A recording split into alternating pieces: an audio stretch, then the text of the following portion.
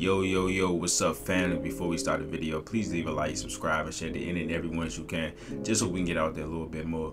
With that being said, let's get right into it, man. The Celtics win game 2 to even the series 1-1 with a 121-87 win over the Philadelphia 76ers. The third quarter, they won 36-15, and that's all she wrote. To start the game off in the first quarter, you could see the Embiid effect right away. The first quarter and the first half of the first game, the Celtics just got whatever they wanted in the paint. They were dribbling and penetrating, and nothing the 76ers could do could help them stay in front of the Celtics or contest them at the rim. And all that was shut down with Joel in the paint. He had 4 blocks in the first half. Made it a lot harder for the Celtics to get points in the paint and easy paint penetration. And again, it was just the complete opposite of game 1.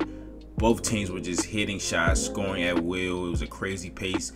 The first quarter of this game, it felt more like a playoff game. It was rugged. Teams just struggling to score, but playing good defense, and it was good basketball at the end of the day. Harden started to draw some fouls on Brogdon. Of course, he had a horrible game, especially following his game 1 performance, but I was kind of worried that the free throws were going to hinder the Celtics a little bit, because even though the 76ers shot bad in the first quarter, about 30% from the field, and they were 1 for 9 from 3, Harden and Embiid were getting to the line, and it was the majority of their points, and the Celtics were only up 6. But Smart, who was also great this whole game, was pivotal in the first quarter. The Celtics ended that quarter on a 10-4 run, and Smart hit 2 shot clock buzzer beaters at the end of that quarter. And we seen Grant come in early. He had some very solid minutes in the first quarter, which was an indication for the rest of the game. He's a guy that usually plays against the 76ers when Embiid plays. Joe likes to play him against the bigger lineups in his league. When Grant can be effective, this team's a different team. First and the second quarter, the Celtics were really aggressive. They were getting to the free throw line too. Tatum got his 3rd foul. I kind of seen where that was going. You know, Joe took him out early in the second quarter with about 9 minutes left, and then he got his 3rd foul, and I just knew that, you know, this was not going to be a Tatum night. So I knew from the jump that Jalen and Brogdon and Smart were going to have to be the guys to carry us. Jalen Brown, I also want to tip my hat off to him on the defensive side of the ball. He was pressuring Harden 94 feet for the majority of the first half, when the game was still close, of course. He was turning Harden. He didn't make it easy to get into those pick and rolls, because the first game, the defensive pressure on the ball for the Celtics and off the ball, to be honest, was just horrible. The 76ers were dribbling freely. Harden was just coming off every pick and roll, just jogging, and just taking his time. When you're going against a player that's that great and you're not pressuring him, and he's just coming on freely, getting to think, getting to react to you, it's a recipe for disaster. So I'm glad Jalen took that challenge today and was able to slow down Harden. So the Celtics won the first half 57-49. Jalen had 16 and Smart had 13 and with 5 rebounds. Embiid had 13 points and 5 blocks.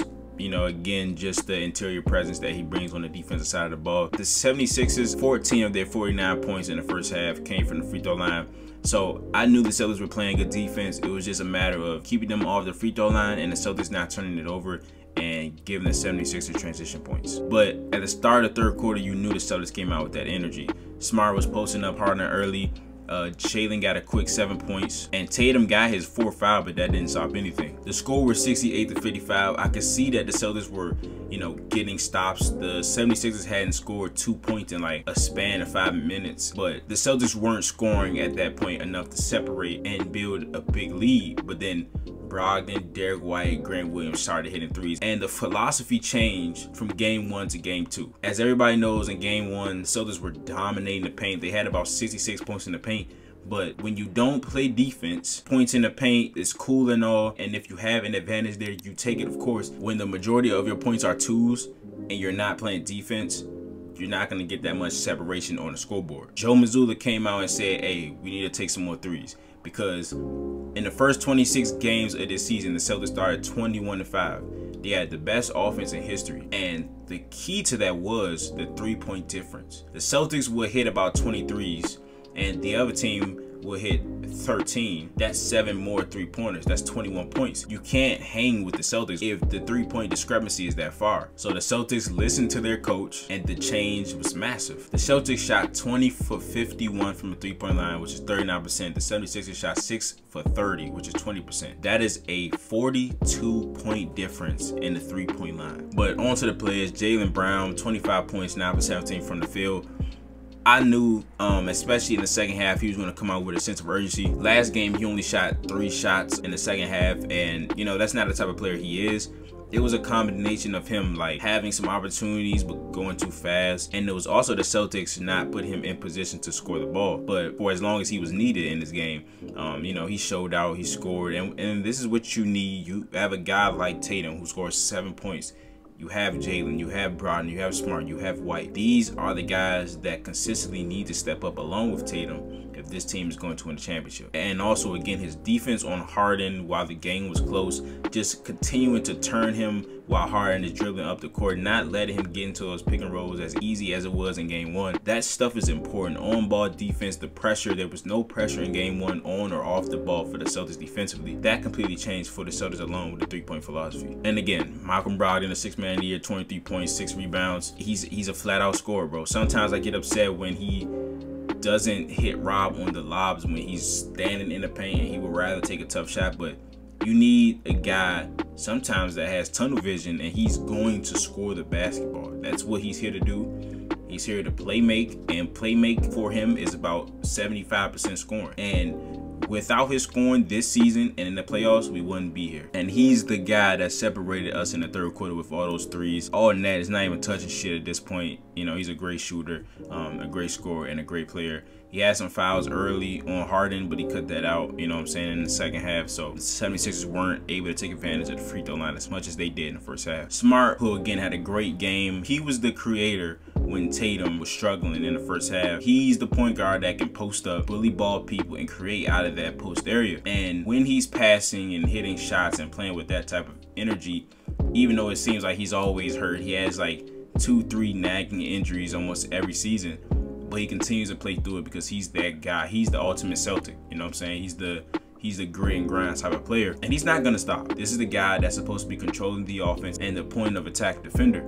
And when your point guard has this type of energy, and he's that type of leader, it's only right that these guys follow behind him. And a welcome sign with Derek White. He started hitting shots late in this game. He started off missing a lot of his shots, and I was just like, no, is he going back to last season playoff White? But he picked it up eventually. Again, he was also a guy that was hitting threes in that third quarter, and it's nice to see him get his rhythm back. Game 1, he only had like 5 points. It was just nice to see him hitting shots again, and hopefully that'll carry over to the later games. Grant Williams gave you some solid time tonight, 12 points, 4 for 8 from 3. This is a guy who deserves to play, quite frankly. He was a big part of your success last season. He kind of faded towards the end, but Joe likes to keep his playing time sort of based on the matchups, which I don't totally agree on. While I do understand that Grant has teams where he's less effective against than others, I don't think that means that the teams he's less effective against, that means he shouldn't play at all. He should play 0 minutes. I don't think that.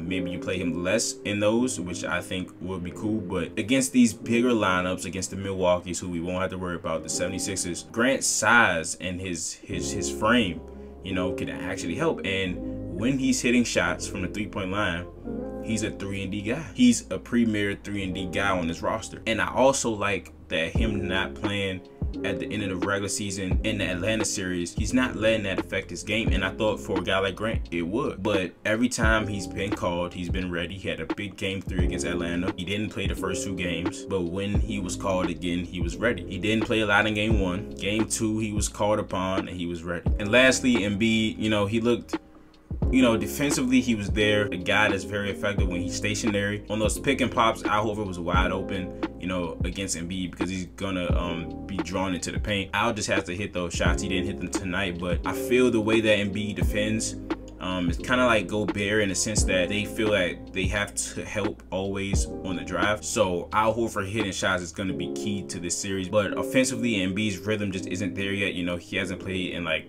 14 days, so that's 2 weeks. So it's gonna take some time for him. Hopefully he doesn't come out scoring 50 on us, but again, please leave a like if you enjoyed the video, subscribe, comment down below. I love to talk basketball. I got some comments on the last video. Just keep showing support. These videos will continue to drop, and I'll see you guys for game 3. Peace.